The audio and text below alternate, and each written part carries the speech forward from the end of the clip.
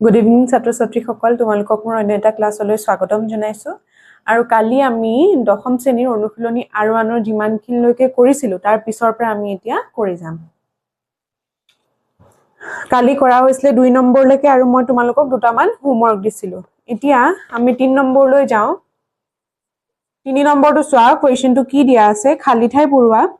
বৃত্তৰ Kali a = pi r square যদি a বাঢ়ে তেন্তে r ড্যাশ আৰু যদি r কমে তেন্তে a ড্যাশ এতিয়া চাবা কি দিয়া আছে ফাৰ্ষ্টতে আমাক কি দিয়া আছে বৃত্তৰ কালিৰ সূত্ৰটো দিয়া আছে বৃত্তৰ কালি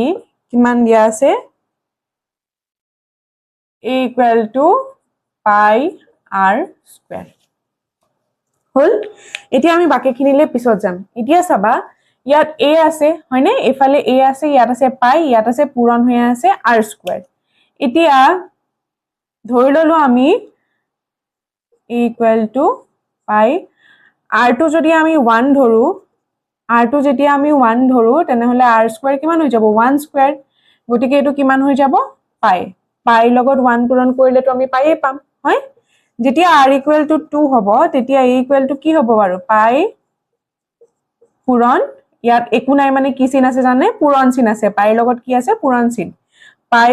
* r square pi * r square এতিয়া চাবা ইয়াত r কিমান আছে 2 আছে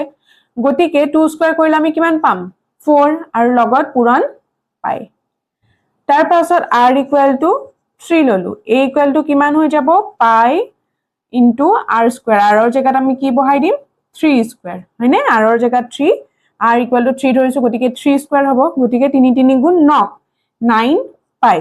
তাৰ পাছত r = 4 ললো a = কি হৈ যাব pi 4 square = 4 4 গুণ 16 16 pi এতিয়া কি মন কৰিছা বাৰু আমি r ৰ ভ্যালু 1 ললো r ৰ ভ্যালু 2 ললো r ৰ ভ্যালু 3 ললো r ৰ ভ্যালু 4 ললো এনেকে বাহি বাহি গৈ থাকিব ধৰা r ৰ ভ্যালুটো তেতিয়া কি হৈছে বাৰু এই এৰিয়াটো বাহি গৈছে নে pi r স্কয়াৰত আমি যেতিয়া বহুৱাই দিছো pi r স্কয়াৰত যেতিয়া আমি প্ৰত্যেকটো ভ্যালু বহুৱাই দিছো তেতিয়া কি হৈছে ভ্যালুটো বাৰু বাহি বাহি গৈ আছে নে ক্ৰমান্বয়ে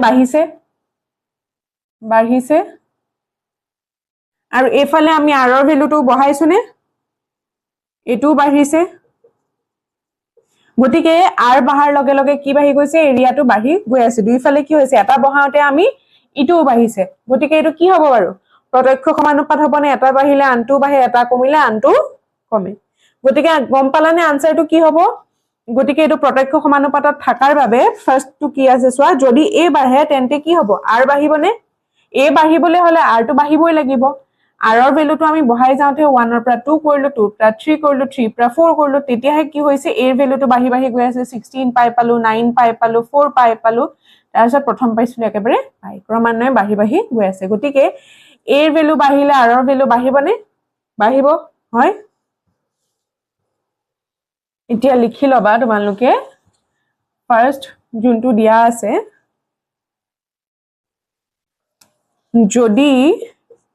যদি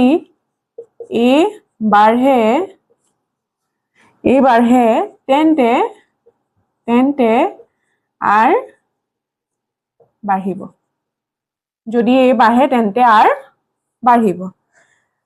তাৰ পাছৰটো কি দিয়া আছে যদি r কমে তেন্তে a যদি r কমে তেন্তে a কি হ'ব জানানে কমিব এতিয়া r ৰ ভ্যালুটো যদি r ৰ ভ্যালুটো 9 লওঁতে যিমান ওলাইছে কি 3 লওঁতে যিমান ওলাইছিলে তাতকে 2 ললে কম ওলাব 3 লওঁতে কিমান ওলাইছিলে 3 স্কয়াৰ কৰি ললে 9 পাই ওলাইছিলে হয়নে 3 লওঁতে কিমান ওলাইছিলে 9 পাই 2 লওঁতে কিমান ওলাইছিলে 4 পাই 1 লওঁতে কিমান ওলাইছিলে অকল পাই হয়নে কি হৈছে r ৰ ভ্যালুটো কমি গৈ আছে এটো কমি গৈ আছে নে এটো কমতে এটো কমিছে নে গতিকে কি হ'ব জানানে এটো আমি কি গম পালো এটো কিহত আছে প্ৰত্যক্ষ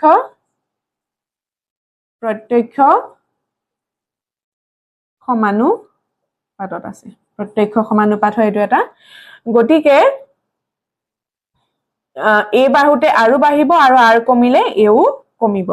লাগিলে তোমালোকে এটা কাম কৰিব পাৰা মই যেহেতু উদাহৰণটো মচি দিলো তোমালোকে কি কৰিব পাৰা ভিডিওটো অকমান আগবঢ়াই লৈ পেলাই সেই লিষ্টখন আকৌ চাবা তেতিয়া তাত আৰৰ ভ্যালু কমুতে এৰ ভ্যালু কমিছে নে নাই তোমালোকে নিজে এবাৰ সেই উদাহৰণটো চাই ললে গম পাই যাবা এতিয়া চোৱা নাম্বাৰ 2 কি দিয়া আছে এখন গাড়ীৰ ভ্ৰমণৰ সময় আৰু দূৰত্বৰ সম্বন্ধটো তলৰ তালিকাত দিয়া ধৰণৰ তাৰ পাছত আমাক কি দিয়া আছে খালি ঠাই পুৰাবলৈ দিয়া আছে এতিয়া আমি কোৱেশ্চনটোলে না যাওঁৱে প্ৰথম লাইনটো চোৱা এখন গাড়ীৰ ভ্ৰমণৰ সময় আৰু দূৰত্বৰ সম্বন্ধটো তলৰ তালিকাত দিয়াৰ ধৰণৰ এতিয়া আমি কোবালে যাওঁতে যিমান সময় গৈ থাকে সিমান ডিসটেন্সটো বাঢ়ি বাঢ়ি গৈ থাকে নাই বাৰু ধৰি লৈছো তোমালোক গৈছা কোনোবা এটা হেৰি ল নগাঁৱৰ পৰা গৈ আছা গুৱাহাটীলৈ গতিকে সময় যিমান গৈ থাকিব ধৰা তোমালোকে আধা ঘন্টাত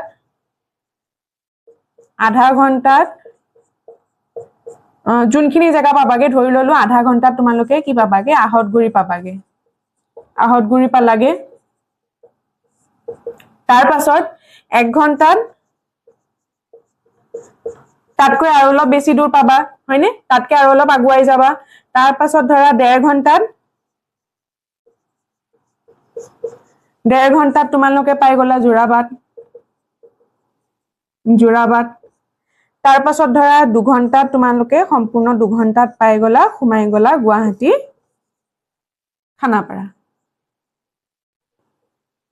খানাপাৰা পাই গলা গৈ গতিকে যিমান সময় গৈ আছে সিমান তোমালোক আগুৱাই গৈ আছে নে গুৱাহাটীৰ ওচৰ পাই গৈ আছে নে লাষ্টত ডিসটেন্সটো বাঢ়ি গৈ আছে নে নগাঁৱৰ পৰা তোমালোকে আৰম্ভ কৰিছিলা নগাঁৱৰ পৰা ধৰি ললো আহতগুৰিলে ধৰি ললো এটো এস্টিমেটেড হে দেই 50 কিলোমিটাৰ তাৰ পাছত 1 ঘন্টাত তোমালোকে পালাগে ধৰা এটো ধৰিছো ধৰা 80 কিলোমিটাৰ গতিকে ইয়াত ধৰিছো ধৰা তোমালোকৰ 100 কিলোমিটাৰ আৰু ইয়াত ধৰিছো তোমাৰ 120 কিলোমিটাৰ গতিকে চোৱাচোন দূৰত্বটো বাঢ়ি বাঢ়ি গৈ আছে নে প্ৰথমতে 50 কিলোমিটাৰ আধা ঘন্টাত কিমান পাইছিলা আহতগুৰি পাইছিলা গতিকে 50 কিলোমিটাৰ নগাঁৱৰ পৰা 50 কিলোমিটাৰ আঁতৰলৈ গলা তাৰ পাছত 1 ঘন্টাৰ পিছত তাতকে আৰু আঁতৰলৈ গলা ধৰা 80 কিলোমিটাৰ আঁতৰলৈ গলা তাৰ পাছত 1.5 ঘন্টাৰ পিছত জোৰাবাদ পালগৈ নগাঁৱৰ পৰা জোৰাবাদৰ ডিসটেন্স কিমান হ'ব 100 কিলোমিটাৰ তাৰ পাছত গৈ পালাগৈ খানাপাৰা নগাঁৱৰ পৰা খানাপাৰাৰ ডিসটেন্সটো 120 কিলোমিটাৰ কি ধৰিছো হে দেই মই এজিউম হে কৰিছো গতিকে যিমান সময় বাঢ়ি বাঢ়ি গৈ আছে আধা ঘন্টা 1 ঘন্টা 1.5 ঘন্টা 2 ঘন্টা ডিসটেন্সটো মানে দূৰত্বটো কিমান বাঢ়ি বাঢ়ি গৈ আছে নে বাৰু ক্ৰমান্বয়ে 50 80 100 120 ধৰিব পাৰিছা গতিকে এইটো কি সমানুপাত হ'ব পাৰে তোমালোকেতো নিশ্চয় গম পাইছা যে এইটো প্ৰত্যক্ষ সমানুপাতৰ এটা কোৱেশ্চন হয়নে গতিকে আমি তাৰ ফৰ্মুলাটো এপ্লাই কৰিলে আমাৰ আনসাৰ ওলাই যাব গম পালা কোৱেশ্চনটোতে আমাক হিন্ট দিয়াই আছে আমি তালিকাখন নাচালেও হ'ব যে এইটো প্ৰত্যক্ষ সমানুপাত নে পৰোক্ষ সমানুপাত আমি কোৱেশ্চনৰ হেই এটা লাইনতে আমি গম পাই গৈছো ঠিক আছে ইমানখিনিলৈকে এতিয়া আমি তালিকাখন বনাম কি তালিকা দিয়া আছে এতিয়া কোৱেশ্চনটোৰ পৰা যদি তোমালোকে ধৰা সেই এটা লাইনৰ পৰা তোমালোকে ধৰা বুজি নাপালা তেতিয়া এই তালিকাখন চাই পেলাই তোমালোকে বুজি পাবা চোৱা 1 ৰ পৰা 2 হৈছে 2 ৰ পৰা 3 হৈছে 3 ৰ পৰা 4 হৈছে 4 ৰ পৰা 5 হৈছে 5 ৰ পৰা 6 হৈছে টাইমটো দিয়া আছে টি আৰু ডিসটেন্স এটো টাইম আৰু ডিসটেন্স সময় আৰু দূৰত্ব গতিকে সময়টো কি হৈছে 1 ৰ পৰা 2 2 ৰ পৰা 3 3 ৰ পৰা 4 4 ৰ পৰা 5 5 ৰ পৰা 6 6 ৰ পৰা 7 হ'ব 7 ৰ পৰা 8 হ'ব 8 ৰ পৰা 9 হ'ব ক্ৰমান্বয়ে এটো কি হৈ আছে বাঢ়িছে হয়নে বাঢ়িছে এটো ক্ৰমান্বয়ে বাঢ়ি বাঢ়ি গৈ আছে ইয়াত এতিয়া দূৰত্বটো চোৱা 4 ৰ পৰা 8 কিলোমিটাৰ হ'ল 8 ৰ পৰা 12 কিলোমিটাৰ 12 ৰ পৰা 16 16 ৰ পৰা 20 20 ৰ পৰা 28 28 ৰ পৰা 36 ক্ৰমান্বয়ে কি হৈছে বাৰু বাঢ়িছে দুইটা যদি বাঢ়ে এটা বাঢ়িলে যদি আনটো বাঢ়ে এটা কমিলে যদি আনটো কমে তেনেহলে প্ৰত্যক্ষ সমানুপাত ইয়াৰ পৰাও তোমালোকে গম পাব পাৰা ধৰিব পাৰিছা এতিয়া চাবা আমি কি ফৰ্মুলা পাইছিলো বাৰু x1 y2 = x2 y1 পাইছিলো হয়নে এতিয়া তোমালোকে সকে ভাবিছা x1 y2 আৰু x2 y1 এইবিলাক আহিল কৰ পৰা এতিয়া কৰ পৰা আহিল আমি চাও এই যে টাইম আৰু ডিসটেন্স সময় আৰু দূৰত্বটো দিয়া আছে তাৰ এটাক আমি ওপৰটোক ধৰিম x আৰু তলৰটোক ধৰিম y এটো তেতিয়া হৈ যাব x1 এটো হৈ যাব y1 এটো হৈ যাব x2 এটো হৈ যাব y2 এটো হৈ যাব x3 এটো হৈ যাব y3 x4 y4 x5 y5 x6 y6 x7 y7 x8 y8 x9 y9 গম পালা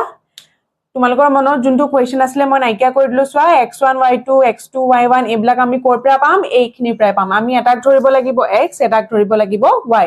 তাৰ পৰা আমি কি পাই যাম x1 x2 x3 x4 x5 এনেকে পাই যাম আৰু y1 y2 y3 y4 y5 এনেকে পাই যাম এতিয়া চাবা এই ফৰ্মুলাটো আমি কেনেকৈ ইউজ কৰিম ঠিক আছে ইয়াত ভালকৈ মন কৰিবা x1 y1 এই দুটা ৰাখি কেনেকুৱা আমি লব লাগিব জানানে দুইটাই আমি জনা এটো জানো এটো আমি জানো আৰু x1 টো জানো আৰু y1 টো জানো আৰু x2 আৰু y2 যিকোনো ৰাখি হ'ব পাৰে যাৰ আমি যিকোনো এটা জানো হয় x2 জানো x2 কথা আমি মান কিমান হয় জানো y2 না জানো বা y2 মানটো কিমান হয় হেতু আমি জানো কিন্তু x2 টোৰ না জানো ধৰিব পাৰিছা এতিয়া চাবা x1 y1 sorry x1 y2 x2 y1 আৰু ইহঁতৰ মাজত কি আছে জানানে পূৰণ চিন আছে কুচিন নাই মানে ইহঁতৰ মাজত পূৰণ চিন আছে ধৰিব পাৰিছা x1 পূৰণ y2 = x2 পূৰণ y1 এতিয়া আমি জনা মান লব লাগিব হয়নে x1 আৰু y1 ত আমি কি লব লাগিব জনা মান লব লাগিব যত দুইটা আমি জানো x1 ও জানো y1 ও জানো 1 4 লব পাৰো 2 8 লব পাৰো 3 12 লব পাৰো 4 16 লব পাৰো 5 20 লব পাৰো কিন্তু 6 আৰু এটো লব নোৱাৰো কাৰণ আমি x6 টো জানো কিন্তু y6 টো আমি না জানো উলিয়াব লাগিব ধৰিব পাৰিছা ইমানখিনলৈকে গতিকে আমি ধৰা x1 টো যোনটো ইয়াত দিয়া আছে হেতুৱে ললো 1 আৰু y1 টো ললো 4 ইয়াত চোৱা x1 টো আমি জানো যে x1 ৰ মান 1 আৰু y1 ৰ মান 4 এটোৱে লব লাগিব বুলি তোমালোকে কথা নাই যে x1 ত তোমালোকে x1 আৰু y1 ত যে x1 y1 ৰ মানটোৱে লব লাগিব তেনেকুৱা কোনো কথা নাই এনেকুৱা মান লব লাগিব যত তোমালোকে x আৰু y দুইটাৰে ভ্যালু জানা যত তোমালোকে কি জানা x আৰু y দুইটাৰে ভ্যালু জানা তেনেকুৱা এটা ভ্যালু আমি লব লাগিব x1 y1 কথাখিনি তোমালোকে মন কৰিবা x1 y1 x2 y2 দেখি যাতে তোমালোকে কনফিউজ নোহোৱা ঠিক আছে ধৰা তাৰ x1 y1 ৰ জায়গা তোমালোকে 3 আৰু 12 লব পাৰা x1 হৈ যাব 3 y1 হৈ যাব 12 4 আৰু 16 লব পাৰা 5 আৰু 20 লব পাৰা ক্লিয়াৰ হৈছে x1 y1 দুইটা আমি কেনেকুৱা ভ্যালু লব লাগিব জানানে যাৰ কাৰণে আমি x ৰ মানটো জানো আৰু y মানটো জানো আৰু x2 আৰু y2 ৰ কাৰণে আমি কেনেকুৱা মান লব লাগিব যাৰ আমি এটাহে জানো হয় y2 জানো নহয় x2 জানো ঠিক আছে গটিকে ইয়াত চোৱা x6 টো আমি 6 বুলি জানো কিন্তু y6 ৰ মানটো আমি জানো না জানো কোৱেশ্চন মাৰ্ক আছে হয় ইয়াত চোৱা কি হৈছে বস্তুখিনি আমি কেনেকৈ লওঁ এনেকে আছে তলে তলে x1 y1 আৰু x2 y2 হয় x1 y1 x2 y2 ইয়াত কেনেকে পূৰণ হৈছে হেতু প্যাটাৰ্নটোলে তোমালোকে মন কৰিবা x1 ৰ লগত আমি কি পূৰণ কৰিছো y2 আৰু y1 ৰ লগত আমি কি পূৰণ কৰিছো x2 ইয়াত এতিয়া তোমালোকে চাবা আমি কি পালো x1 y1 পালো হয়নে আৰু এফালে পালো x6 y6 এতিয়া কাৰ লগত কোনটো পূৰণ হ'ব তোমালোকে ধৰিব পাৰিছানে xy ৰ লগত y6 y1 ৰ লগত x6 ধৰিব পাৰিছা x1 ৰ লগত ইয়াৰ y2 আৰু y1 ৰ লগত ইয়াৰ x2 ধৰিব পাৰিছা ইয়াৰ নিচিনা একেই হৈছে নে চাই লোৱা বস্তুখিনি ভালকে আৰু যদি কিবা কোৱেশ্চন থাকে তোমালোকে মোক কমেন্ট বক্সত নিশ্চয় জনাবা ধৰিব পাৰিছা এটা ফৰ্মুলাটো আমি কেনেকৈ লিখিম x1 y6 = y1 x6 পৰিস্থিতি সাপেক্ষে আমি ফৰ্মুলাটো যে খলাই লব লাগিব বুলি কৈছিলো কেনেকৈ খলাব লাগিব ধৰিব পাৰিছা এটাৰ x ৰ লগত ইটোৰ y পূৰণ হ'ব এটাৰ y লগত ইটোৰ x পূৰণ হ'ব উল্টা উল্টা ধৰিব পাৰিছা x1 ৰ জায়গাত আমি কি লিখিম x1 কিমান 1 y6 কিমান আমি উলিয়াব লাগে কোৱেশ্চন মাৰ্ক দিম বা y6 ও লিখিব পাৰা তোমালোকে তাৰপিছত y1 ৰ মান কিমান 4 x6 ৰ মান কিমান 6 এতিয়া ইয়াত আমি কি কৰিব লাগিব y6 ক অকলশৰীয়া কৰিব লাগিব কাৰণ আমিতো তাৰে মানটো উলিয়াব লাগে হয়নে গতিকে চোৱা y6 ৰ লগত কি পূৰণ হৈ আছে 1 মানে y6 * 1 যিহৰ লগতে তুমি 1 পূৰণ নকৰা সেই সংখ্যাটোই পাবা হয় গতিকে ইয়াত কি হ'ব y6 * 1 মানে y6 এ হ'ব ইকুৱেল টু 6 4 গুণ কিমান 24 গতিকে y6 ৰ মান আমি কি পাই গলো 24 ইয়াৰ জায়গাত আমি কি লিখিব পাৰো 24 লিখিব পাৰো নে হয় এতিয়া নেক্সট টু কৰিলে তোমালোকৰ আৰু ক্লিয়াৰ হ'ব এখিনলৈকে চাগে তোমালোকে বুজি পাইছাই এতিয়া আমি নেক্সট টু লৈ যাম সাইডত মই লিখি থৈ দিছো x1, y1 দুয়োটা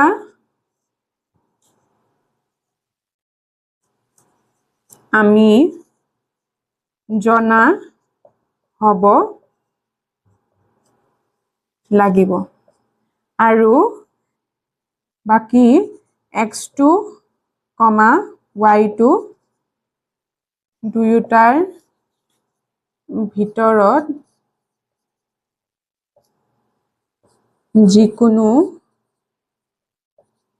যিকোনো এটাৰ মান জানিব লাগিব এইখিনি কথা তোমালোকে সাইডত লিখি থৈ দিবা তেতিয়া আগবাঢ়ি যিমান আগবাঢ়ি গৈ থাকিবা তোমালোকৰ কি হ'ব এতিয়া তোমালোকৰ লাগিব যে আমি বুজি পাইছো কিন্তু পিছত যেতিয়া তোমালোকে মিলিছে ভাই এটো বা কি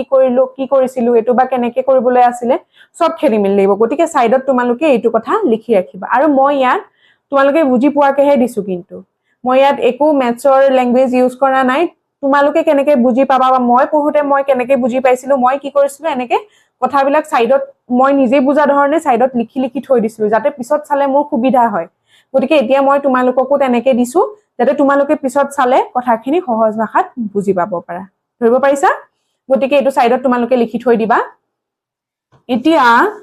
আমি নেক্সট টু কৰিম আমি x6 কিহৰ মান উলিয়ালো আমি y6 ৰ মান উলিয়ালো হয়নে এতিয়া আমি ইয়াত আকৌ x7 টো আমি নাজানো y7 টো জানো গতিকে ইয়াত এবাৰ x1 y1 টো আমি বেলেগ লওঁ 2 আৰু 8 লওঁ ঠিক আছে x1 টো আমি কি ললো 2 আৰু y1 টো ললো আমি 8 বা তোমালোকৰ যদি খেলিমেলি লাগে তোমালোকে এটো মানো লব পাৰা ঠিক আছে দুইটা জনা হলেই হল প্ৰত্যেকবাৰে যে তোমালোকে x1 y1 লব লাগিব হেতুটো কোনো কথা নাই x2 y2 খালি কি হ'ব লাগিব দুটা মান এনেকুৱা হ'ব লাগিব এটো কথা তোমালোকে মাইন্ডত ৰাখি লবা দুটা মান এনেকুৱা হ'ব লাগিব যে হেতুটা আমি জানো আৰু দুটা মান এনেকুৱা হ'ব লাগিব যে তাৰ যিকোনো এটা আমি জানো আৰু বাকিটো আমি না জানো ঠিক আছে এতিয়া x2 ললো আমি তোমাৰ 2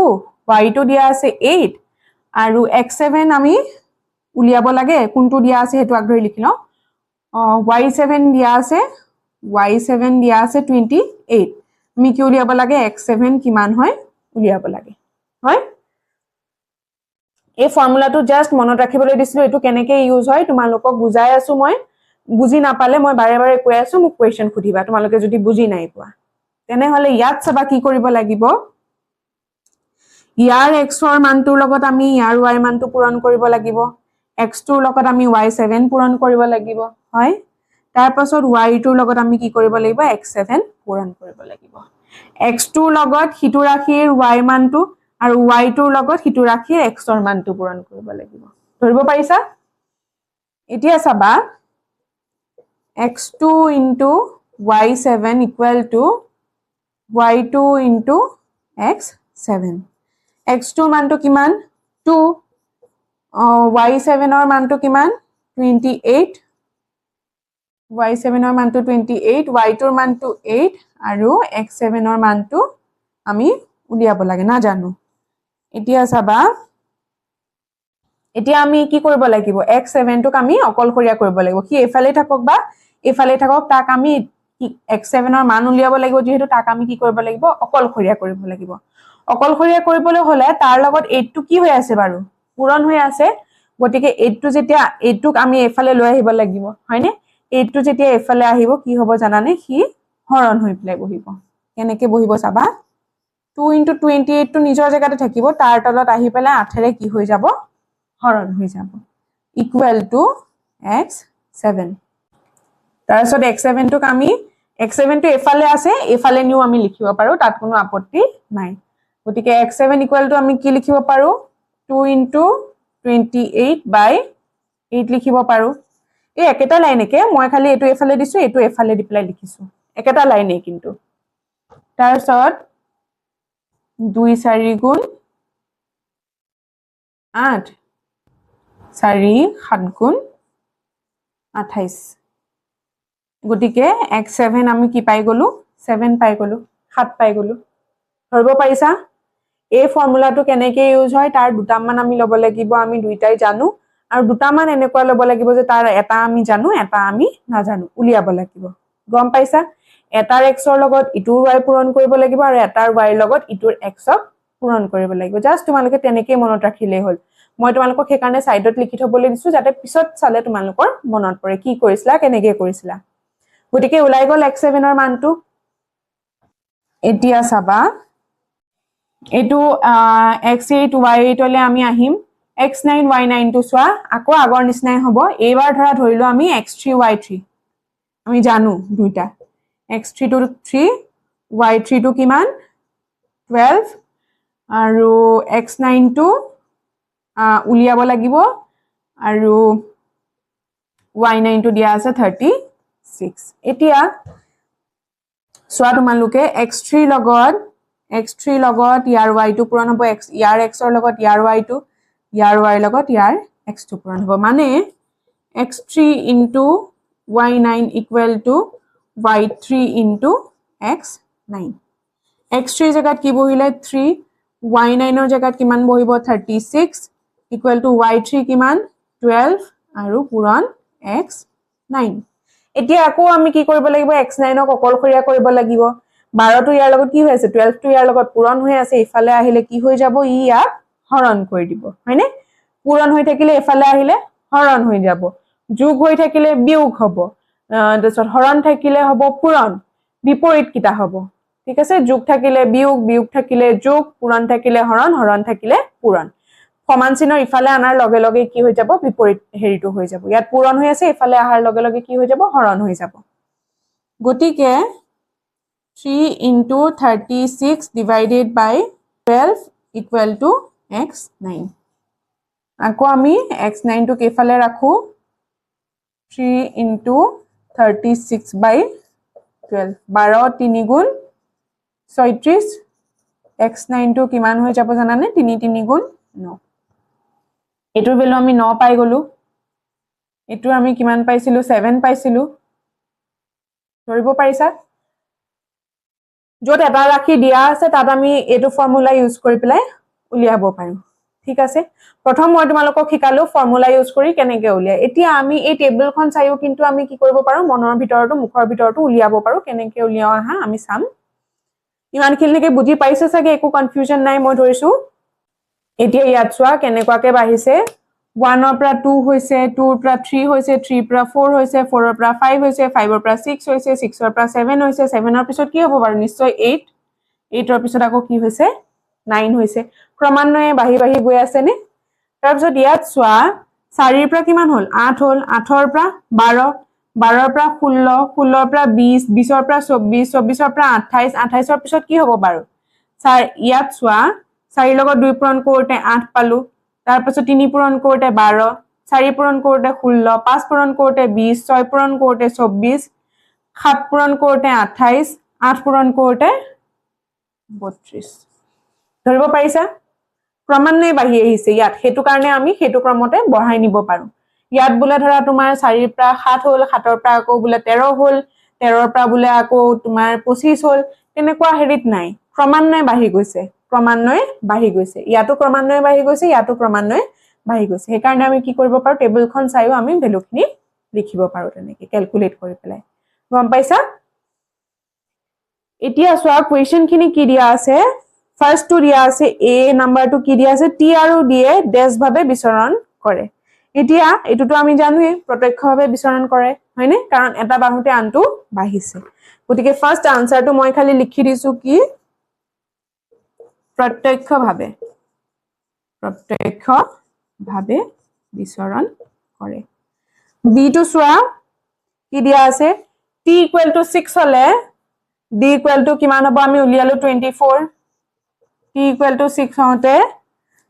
d = কিমান পালো আমি 24 কেনেকৈ উলিয়াব লাগে মই তোমালোকক দেখাই দিছো তাৰপিছত চোৱা d = 28 হলে t কিমান হ'ব d 28 হতে t হৈছে 7 তাৰপিছত d নম্বৰটো চোৱা d = 36 হতে t কিমান হৈছে 36 হতে t হৈছে 9 হয় গুটেখিনি মই এখিনি তোমালোকক উলিয়াই প্লে দেখাই দিছো বুজাই দিছো এতিয়া খালি আনসাৰখিনি লিখিব লাগে গটিকে 3 2 নাম্বাৰটো হৈ গৈছে এতিয়া আমি যাও নাম্বাৰ 4 লে এতিয়া আমি যাম নাম্বাৰ 4 লে সাবা কোৱেশ্চন 4 টো কি দিয়া আছে তোমালোকে এবাৰ পঢ়ি চোৱাচোন কি দিয়া আছে চোৱা যদি p টোৱে q লগত প্ৰত্যক্ষভাৱে বিচৰণ কৰে আৰু p = 6 q = 30 এতিয়া p = 2 তেন্তে q ৰ মান কিমান আৰু এটা কথা এনেকে যদি লিখে এটো মানে কি হ'ব প্ৰত্যক্ষভাৱে বিচৰণ কৰে আৰু পৰোক্ষভাৱে বা তোমাৰ ব্যস্তানুপাতিক হলে পৰোক্ষভাৱে বিচৰণ কৰা বা ব্যস্তানুপাতিক হলে কেনেকৈ লিখে চোৱা 1/q এটো হ'ব পৰোক্ষভাৱে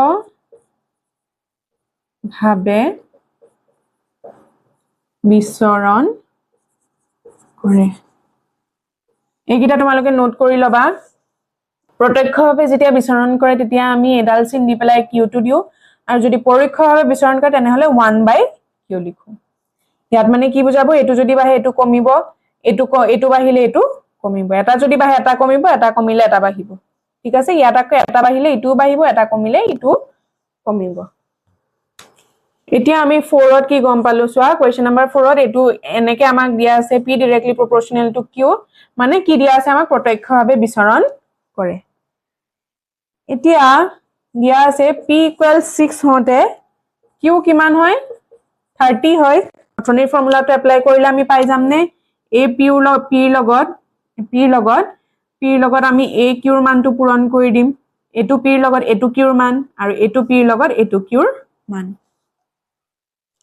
এতিয়া ফাৰ্স্টটো আমি বুজিবৰ সুবিধাৰ কাৰণে p1 q1 ধৰি ললো p টোৰ মানটো জানো q টোৰ মানটো আমি উলিয়াব লাগিব এতিয়া লিখোতে আমাৰ সুবিধা হ'ব নহলে p p p q q হলে আমাৰ অসুবিধা হ'ব গতিকে আমি এনেকে লিখি লৈছো গতিকে ইয়াত চোৱা এটো মই আগধৰি বুজাই লৈছো তোমালোকক তাৰ পাছত কেনেকে লিখিব লাগিব এক্সামত আহিলে মই দেখাই দিম p1 টো এতেকে কি হ'ব p1 into q2 equal to q1 into p2 p1 কিমান আছে 2 q2 কিমান আছে p1 sorry p1 আছে 6 q2 কিমান আছে এটো আমি উলিয়াব লাগে গতিকে এটো আমি q2 হিচাপে লিখি ৰাখিলো q1 কিমান আছে 30 আৰু p2 কিমান আছে 2 এতিয়া আমি কি কৰিব লাগিব q2 উলিয়াব হলে q2 ককলখৰীয়া কৰিব লাগিব q2 লগত কি পূৰণ হৈ আছে 6 পূৰণ হৈ আছে এফালে গলে ইয়াক কি কৰি দিব হৰণ কৰি দিব 30 into 2/6 হৈ যাব 6 5 গুণ 30 তো q2 কিমান হৈ যাব 10 ধৰিব পাৰিছা এটো p ৰ মান আৰু এটো q ৰ মান আমি জানো এটো p ৰ মান জানো q ৰ মানটো উলিয়াব লাগিব অথনি মই কোৱাৰ নিচিনা গতিকে a p টোৰ লগত ইয়াৰ q a p টোৰ লগত ইয়াৰ ঠিক আছে তোমালোকে লিখিবা দিয়া আছে p প্ৰত্যক্ষ সমানুপাতিক q আৰু p1 6 q1 30 p2 equal to 2 কিউটো আমি নাজানো উলিয়াব লাগে এতিয়া p1 into q2 equal to q1 into p2 p1 ৰ জায়গাত 6 q2 ৰ জায়গাত q2 এ থাকিব q1 ৰ জায়গাত 30 আৰু পূৰণ q2 ককলখৰীয়া কৰি দিয়া 30 into 2 by 6 6 5 গুণ 30 5 2 গুণ 10 হল ইমানখিনিলে ওলোৱাৰ পিছত তোমালোকে কি লিখিব লাগিব জানানে এতেকে p equal 2 হলে qৰ মান হ'ব 10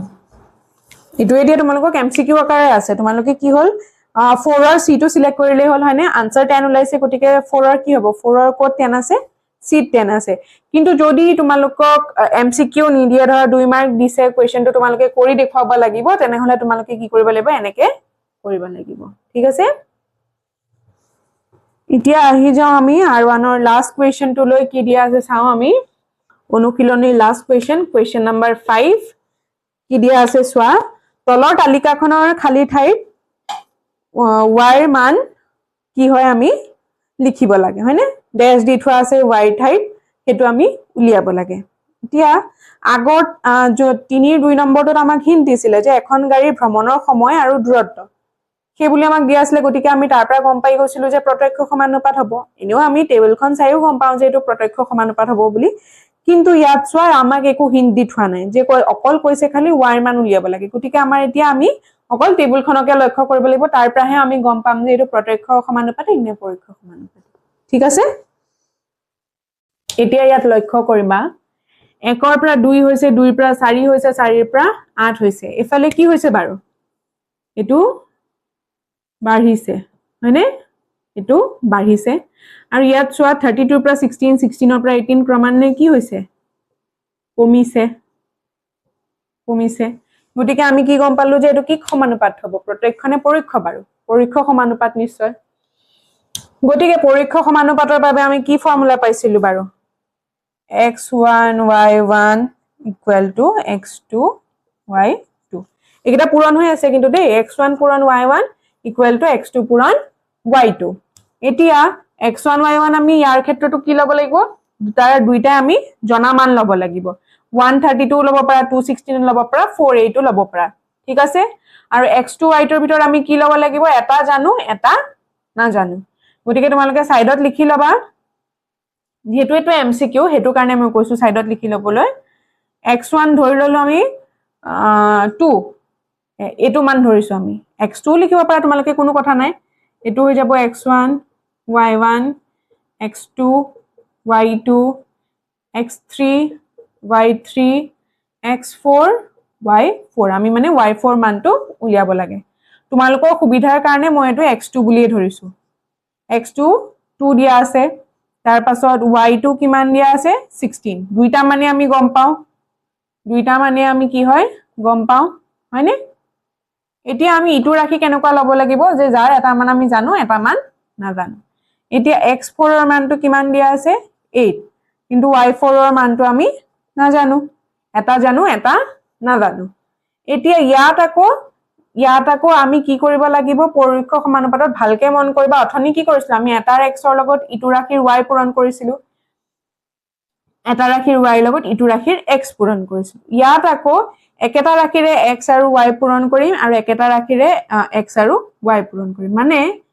x2 পূৰণ y2 equal to x4 পূৰণ y4 সোৱা x1 y1 1 1 2 2 গতিকে ইয়াত কি হ'ব একে একে হ'বলৈ হলে 2 2 4 4 মানে x2 পূৰণ y2